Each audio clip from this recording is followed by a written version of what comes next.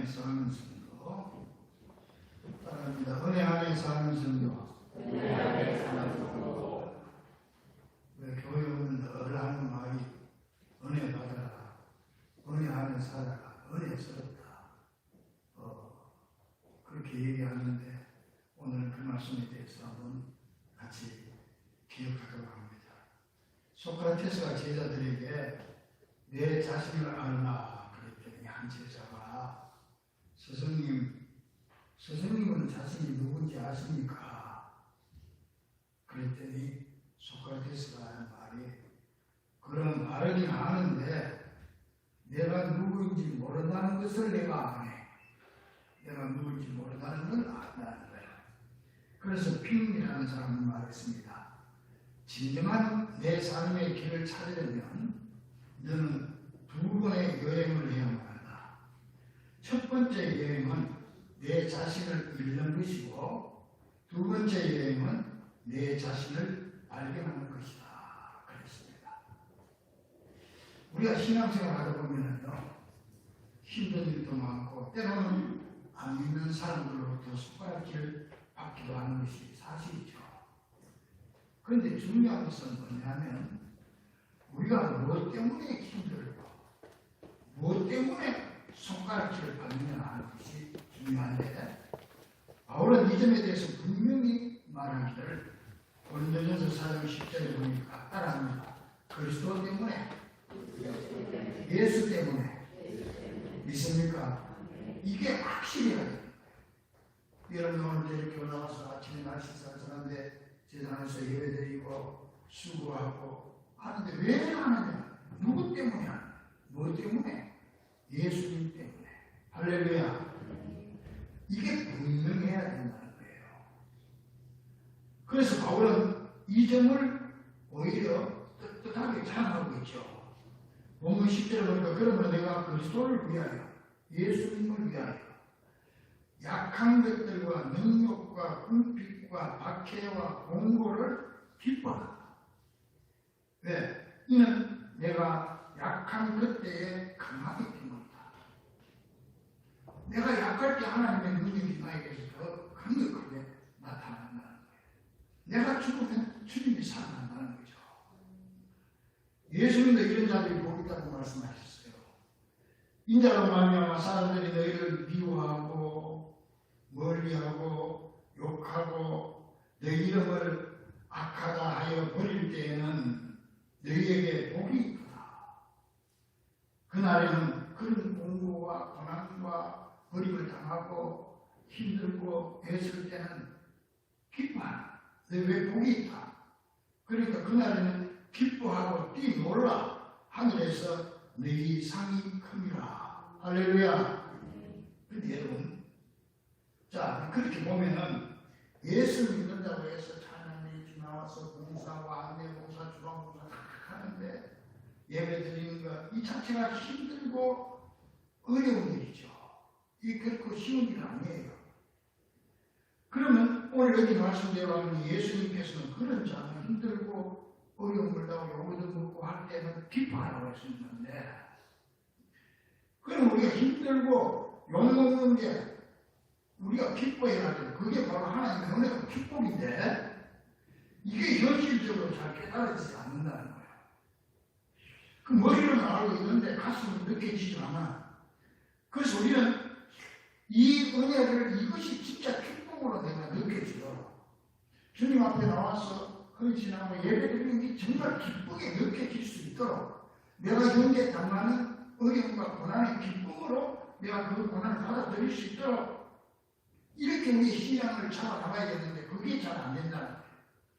그러니까 그냥 신앙생활을 하다가 그냥 체력버리고 힘들고 봉사하다가 손나버리고 짜증나고 불평하는 그런 삶이 되는 거죠.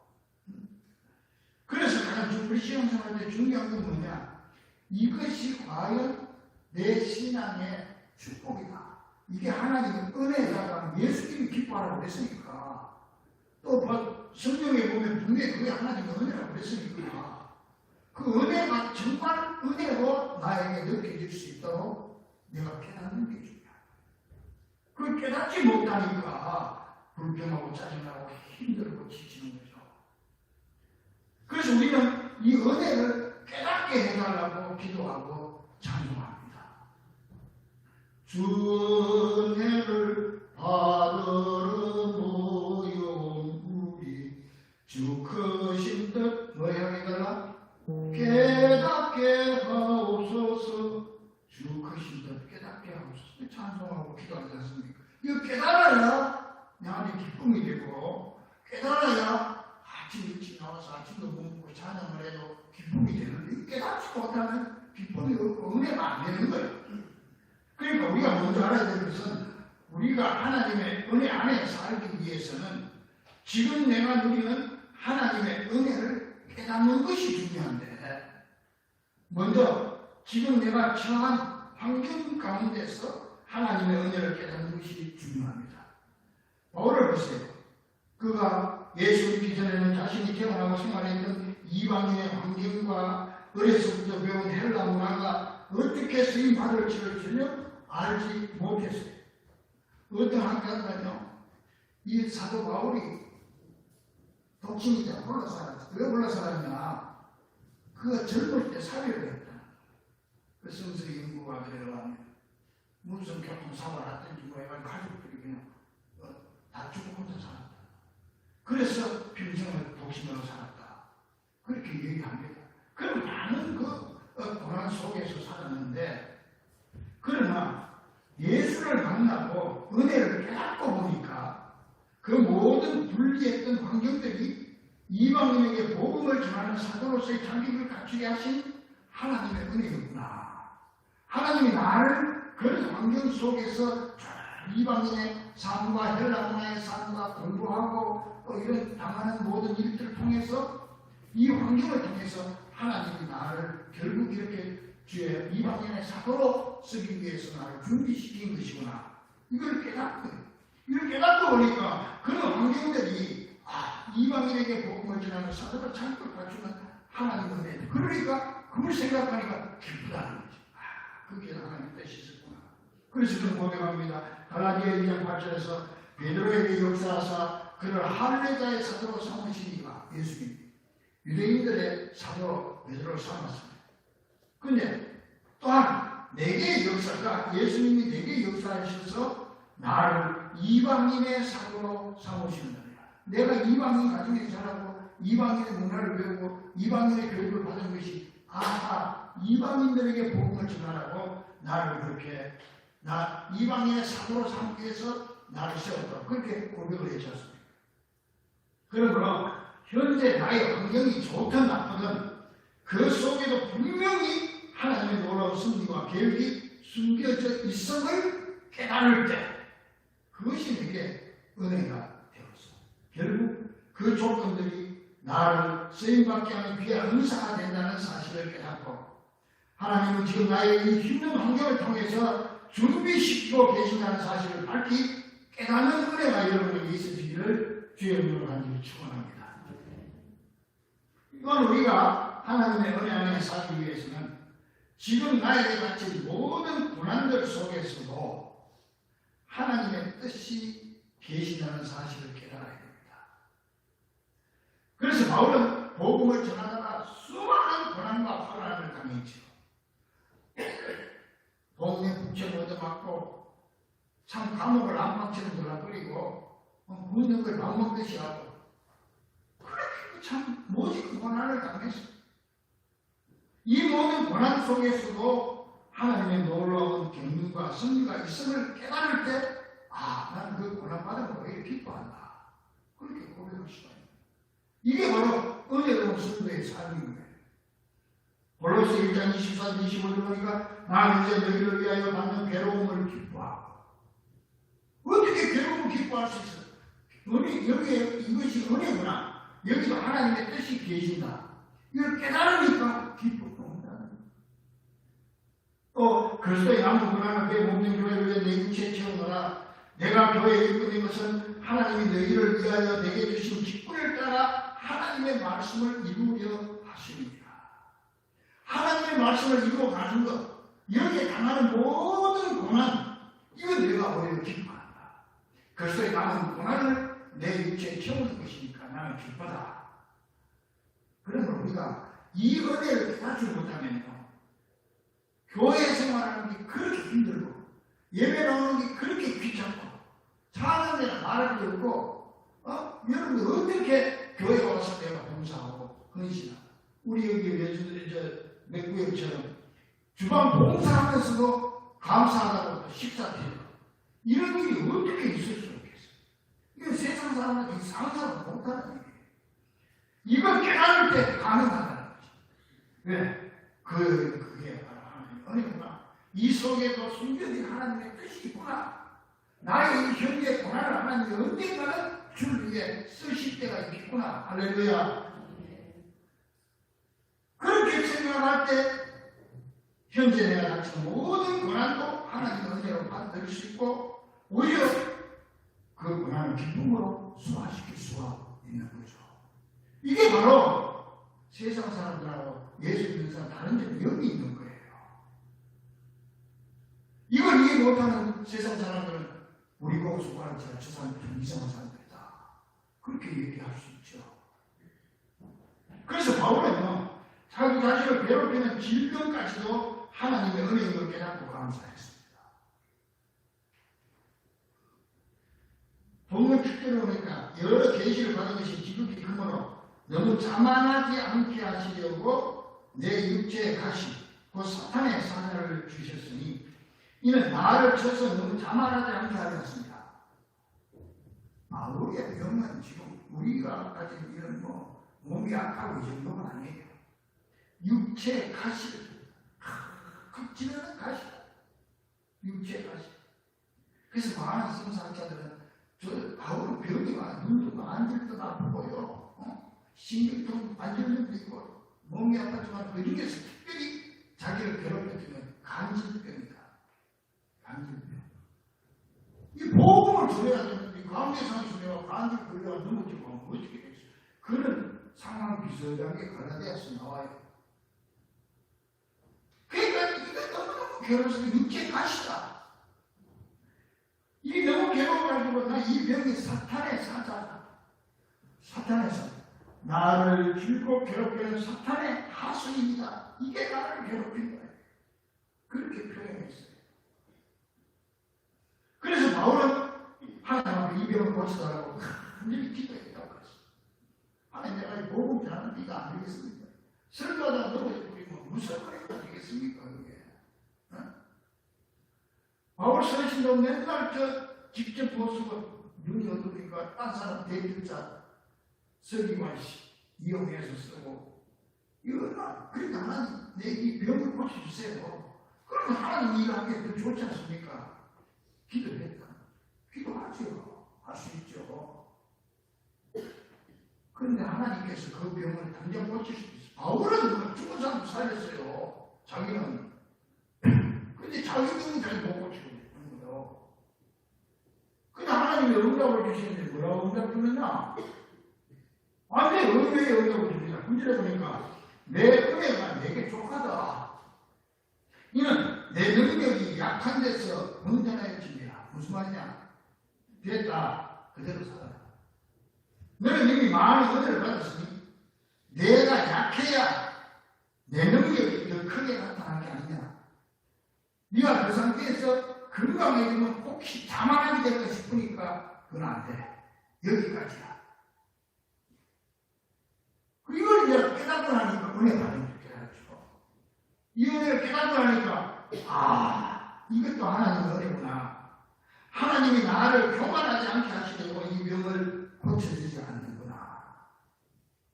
이 사실을 깨닫고 완전히 생각을 바꿔가지고 9절 중반절을 보니까 그러므로 도리어 크게 기뻐하므로 이걸 깨닫고 도리어 기뻐하므로 나의 약한 것들에 대하여 자랑하는 이제는 부끄러웠지만 이제 자랑한다. 이는 그리스도의 능력이 내게 머물게 하려 합니다.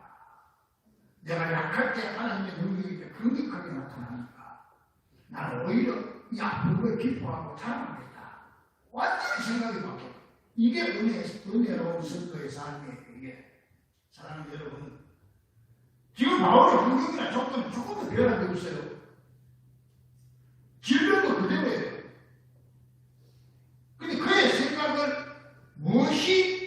이렇게 180도로 바꿔놓을 수 있을까요? 그 원인이 어디 있을까요? 한마디로 고난의 현실에 대한 인식의 전환이 있었기 때문에 그렇습니다. 하나님은 우리의 환경을 바꾸기 전에 먼저 사람을 바꾸기를 원하시는 줄로 믿습니다. 그래서 바울도 자신의 환경과 이해할 수 없는 고난과 그리고 자신을 괴롭히는 질병에 대한 인식이 바뀌면서 고난을 대하는 태도가 달라지고 하나님을 향한 기도가 180도로 달라져 버렸던 거예요. 그래서 바울은 지금까지는 how, 어떻게 라고 기도했지만 이제부터는 why, 왜 라는 단어로 그 기도 내용이 완전히 바뀔 거예요.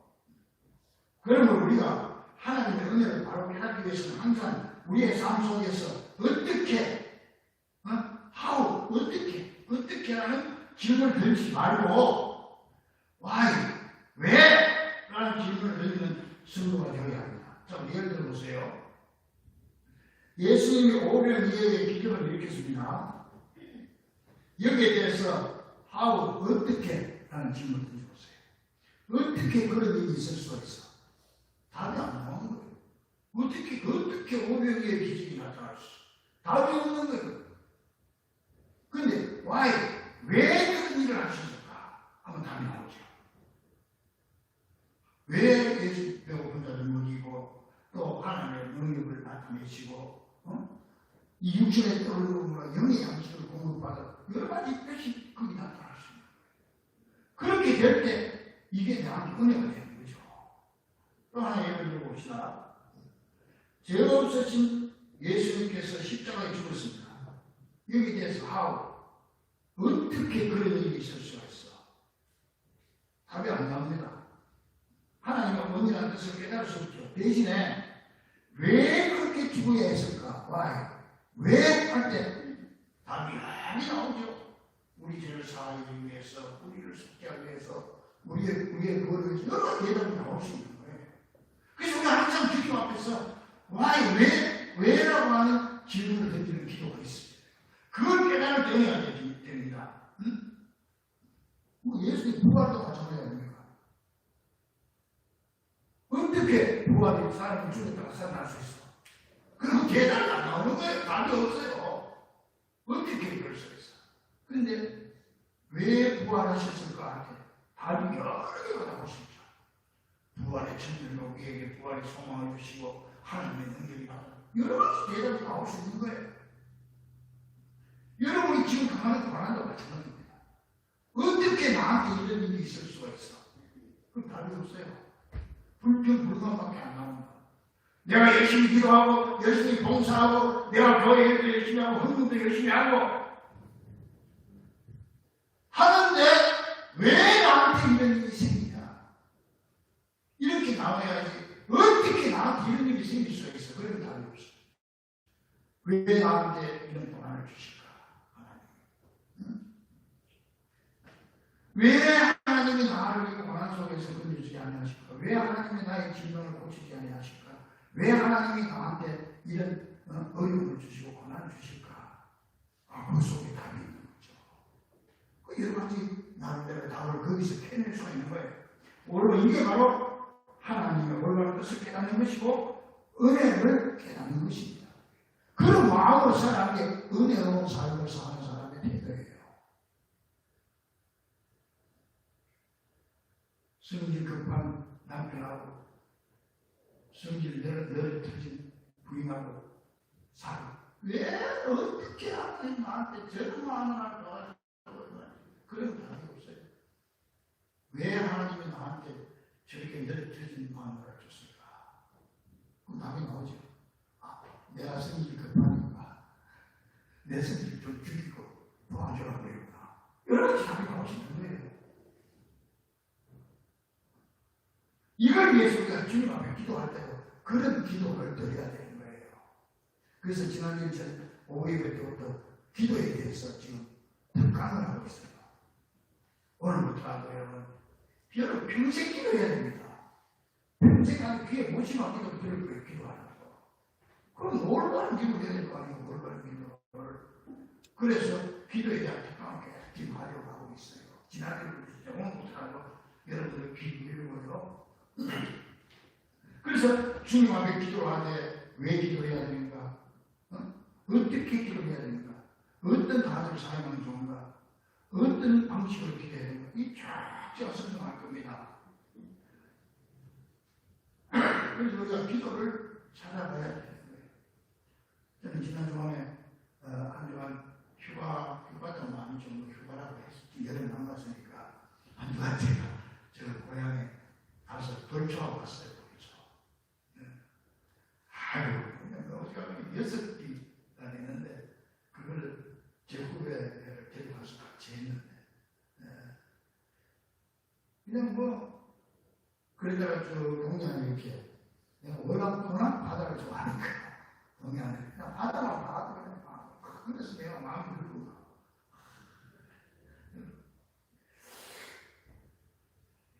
근데 걱정이 마음이 심한 게 있어요. 기도를 못해. 한달 동안 기도를 너무 못했어요. 난 집에 있으면 기도를 하루에 3시간 이상 합니다.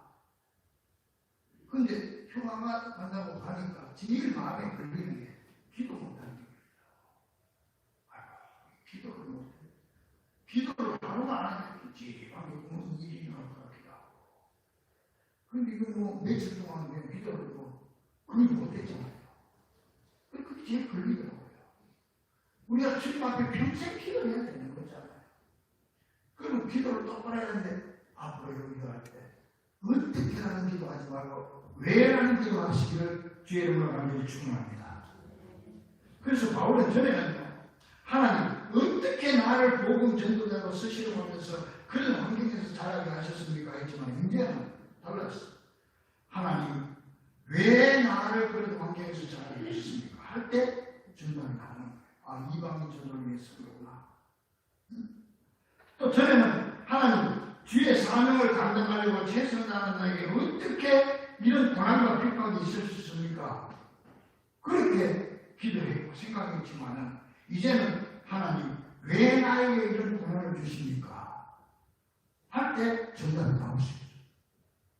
또 전에는 하나님 어떻게 주의를 하는 나에게 이런 질병을 안 고쳐주십니까? 그렇게 기도했다고 그래서 고쳐달라고. 근데 이제는 하나님 왜 내게 이런 아픔을 안고 가게 하십니까? 이렇게 기도할 때 하나님의 진정한 뜻을 바로 깨달을 수 있었고 그 깨달음이 은혜가 되어서 오히려 그것들 때문에 감사하고 기뻐할 수가 있었던 것입니다. 그러므로 사랑하는 성도 여러분, 오늘 우리들도 어떻게가 아닌 왜의 은혜가 충만하기를 주의 이름으로 간절히 축원합니다. 그래서 이 왜의 은혜를 깨달은 사람은요, 무슨 일이든지 하나님을 찬송하는 삶을 살게 됩니다. 그렇지 않겠어요? 불평 불만이 없어요. 찬양. 에베소 1장 3절에 찬송하리로다. 하나님은 우리 주 예수 그리스도 아버지께서 하늘에서 그리스도 안에서 하늘에 속한 모든 신령한 복을 주시되 우리에게 주시되 이는 그가 사랑하는 자 안에서 우리에게 그를 주시는과 그의 은혜의 영광을 찬송하려. 왜 하나님 우리의 은혜를 줘요? 찬송하게 하려고 합니다. 그래서 찬송이라고 하는 단어를 헬라어 원어로 율리기아라고 하는데 율리기아라고 하는 건 복을 말, 신령한 복을 말. 그러니까 찬송이 있고 복이야. 은혜를 깨달으면 찬송하게 되고 찬송하면 복받게 되는 거예요. 연결이 되는 거예요. 그래서 다윗은요, 죄 없이 원수에서 쫓겨서 덕계처럼 이산저산 도망다녔지만 그 생명이 비들어온 가운데서도 내가 무슨 잘못을 했기에 내게 이런 고난을 주십니까? 하지 않고 하나님 왜 나에게 이런 고난을 주십니까? 이 고난 속에도 하나님의 뜻이 계실 줄 믿습니다. 그럴 때 그 마음에 참 평안을 찾아서 시편 136편이죠. 그러니까 실로 내 영혼으로 고요하고 평안하게 하기를 젖된 아이가 어머니 품에 있으면 지하겠다. 내 영혼이 젖된 아이와 같다. 엄마 저녁 시험은 아이가 엄마 품에 안겨서 자는 것처럼 내 영혼이 지금 상황이 다윗이 이 기도를 할 때 이런 고백을 하는 그런 상황이 아니야. 지금 사울이 쫓겨가지고 말이야. 그렇게 고백할 수가 있어. 이게 은혜로운 삶이죠. 불평 대신에 감사하는 감사 찬송이 나오는 거예요. 시편 135편 1절에 보니까 할렐루야 여호와의 이름을 찬송하라, 여호와의 경전을 찬송하라, 여호와의 성전 곧 하나님의 성전, 여호와의 하나님의 성전 뜻에 있는 너희의 여호와를 찬양하라. 하나님을 찬송하라. 여호와는 선하시며 그의 이름이 아름다우니 그의 이름을 찬양하라. 이게 언제 불렀던? 고난 속에 있을 때 불렀던 찬송. 은혜를 깨달으니까 이 찬송이 나온다. 이 고난 속에도 여호와는 선하시며 그 인자심이 영원하리라. 선하시고 인자심이 영원하신 하나님의 나를 언제나 좋은 길로 인도해 주실 줄로 믿습니다. 이게 은혜가 되죠. 은혜되는 삶이 찬양이 나와요. 시편 146편 1절에서 보니까 할렐루야 내 영혼아 여호와를 찬양하라. 내 생전에 여호와를 찬양하며 내 평생에 내 하나님을 찬송하리라. 귀인들을 의지하지 말며 돈이 없는 인생도 의지하지 말지. 그들의 호흡이 끊어지면 흙으로 돌아가서 그날에 대해 모든 생각이 소멸하리라. 야곱의 하나님을 자기의 보호를 삼으며 여호와 자기 하나님에게 자기의 소망을 두는 자는 복이 있도다. 왜? 자기가 그렇게 살거든. 자기가 지금 야곱의 하나님께 소망을 두고 여호와 자기 하나님에게 나의 소망을 두고 사니까 그런 자가 복이 있다. 할렐루야. 이런 고백이 우리에게 있어지기를 간절히 축원합니다.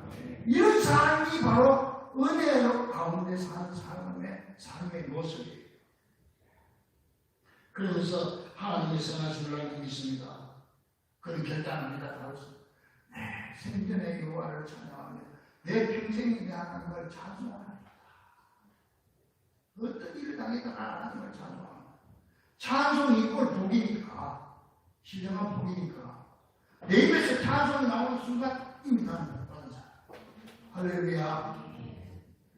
찬송이 나오는 것은 은혜를 받았기 때문이야. 은혜를 깨달았기 때문이야. 은혜를 깨달을 때 찬송이 나오고 찬송이 나오면 이미 복을 받은 거예요. 은혜가. 그러니까 우리의 모든 삶 속에서 왜라는 기준을 던지면서 그 속에 숨겨진 하나님의 뜻을 깨닫는 사람은 어떤 일을 당해도 낙심하지 않고 하나님을 찬송하게 되는데 이것이 바로 신령한 복받은 사람이고 은혜 안에 사는 성도의 삶이 되는 것입니다. 사실 하나님이 이 세상을 창조하신 목적은요, 우리 인간뿐만 아니고 이 우주의 대자연을 통해서 끝없이 찬양받기를 원하시는 거예요. 하나님은 우리 인생을 늘 창조하신 목적이 찬양을 받기 위해서 창조했다고 했어요. 하나님을 찬양. 왜 찬양함으로 복 주기 위해서. 찬양은 복이니까. 시편 148편 1절에 보니까 할렐루야 하늘에서 여호와를 찬양하며 높은 데서 그를 찬양할지어다. 모든 천사에 찬양하며 모든 군대에 그를 찬양할지어다. 해와 달아 그를 찬양하며 밝은 별들아 그를 찬양할지어다. 하늘에 하늘도 찬양하며 하늘 위에 있는 물들도 그를 찬양할지어다. 그것들이 여호와를 찬양하면 그가 명령하심으로 기름을 받았습니다. 온 천지 만물이 다 찬양.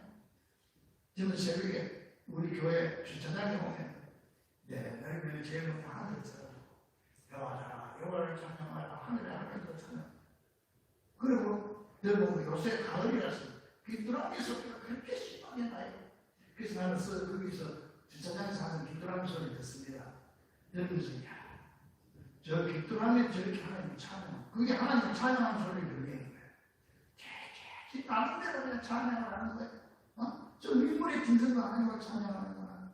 이번에 제가 영화 가서도 그 해변가에다 같은 거 이제 호텔을 얻어가지고 그렇게 잠을 잤는데 파도 소리가 밤새도록 나는 거예요. 그래서 난 무슨 생각했겠어요? 저 바다도 저렇게 밤새도록 하나님을 나는 대로 자기 방법으로 찬양하는 거예요. 하나님이 우주 만물을 창조하시는 찬양받기 위해서 창조하셨다. 그러므로 자기 목적에 맞게 사는 사람이 은혜 받는 사람.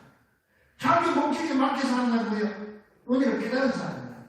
하나님은 모든 환경과 나의 모든 삶 속에서 하나님의 뜻을 깨닫는 왜? 라고 하는 질문을 던지는 자죠. 사랑하는 친구들이여, 우리 기독교에는요 우연이 없어요. 모든 것에 다 목적이 있습니다. 필연적입니다.